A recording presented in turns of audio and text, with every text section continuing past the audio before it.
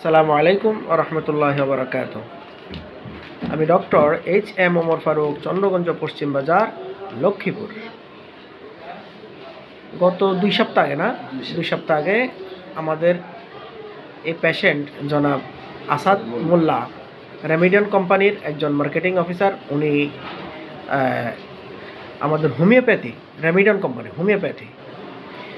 তো ওনার দীর্ঘদিন থেকে অ্যাজমা, কাশি, দীর্ঘ ক বছর 3 বছর কাশি, শ্বাসটান, সর্দি, এগুলো নিয়ে খুব একটা নাজেহাল পরিস্থিতি।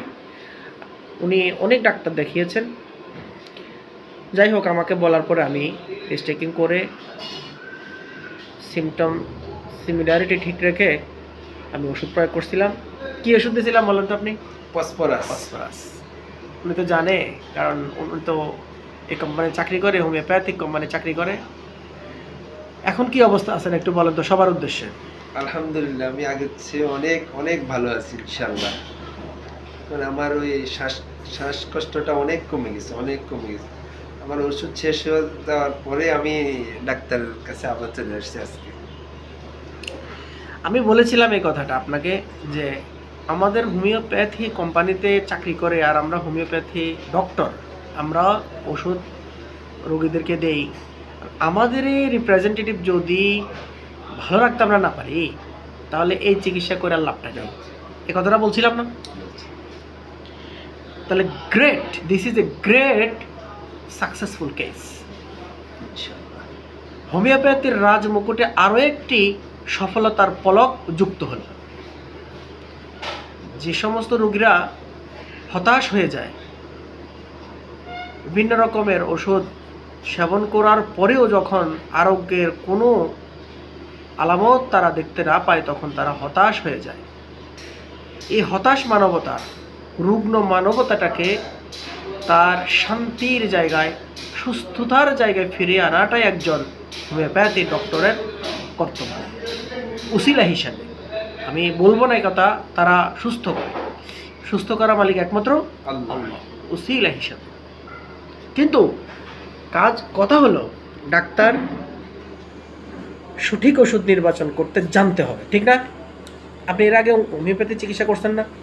অনেক ডাক্তার। কি ওষুধ খাইছেন দেখি বলেন তো, কি ওষুধ? হিপার, সালফার, জাস্টেসিয়া ইত্যাদি ইত্যাদি আরো অনেক অনেক ওষুধ ডাক্তাররা দিছে। রাস্টক্স, তারপরে আর্সেনিক।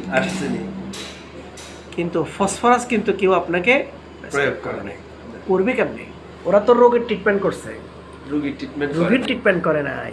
কিন্তু হোমিওপ্যাথির কথা কি? Treat the patient, not the disease. এটাই হোমিওপ্যাথির আদর্শ। রোগকে নয়, রোগীকে চিকিৎসা করো, এটাই হোমিওপ্যাথির আদর্শ, এটাই হোমিওপ্যাথির নৈতিকতা। দেন আবারও প্রমাণিত হলো যে এটা হলো homeopathy treat the patient, not the disease. Homeopathy রোগীকে চিকিৎসা করে, রোগকে নয়।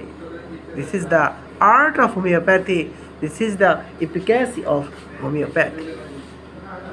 এটা আল্লাহর পক্ষ থেকে রুগ্ন মানবতার জন্য একটা গিফট, ঠিক না?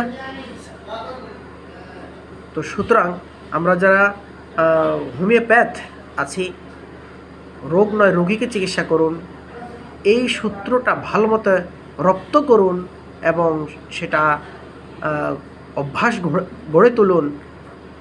কি করিলে, কি শিখিলে, কি বুঝিলে, কি অভ্যাস গড়ে তুললে আপনি এই সূত্র আলোকে আপনার পেশেন্টদেরকে আপনি চিকিৎসা দিতে পারবেন। নিজে যদি না বুঝেন, যারা বুঝে তাদের কাছে যান। তো যারা জানে এবং বিজ্ঞ প্রাজ্ঞ, তাদের সান্নিধ্য অর্জন করুন, দেখবেন আপনার অন্তর্চক্ষু খুলে যাবে। আপনি হ্যানিম্যানের একজন যোগ্য উত্তরসূরি হতে পারবেন। ধন্যবাদ আমাদের আসাদ মোল্লা ভাইকে।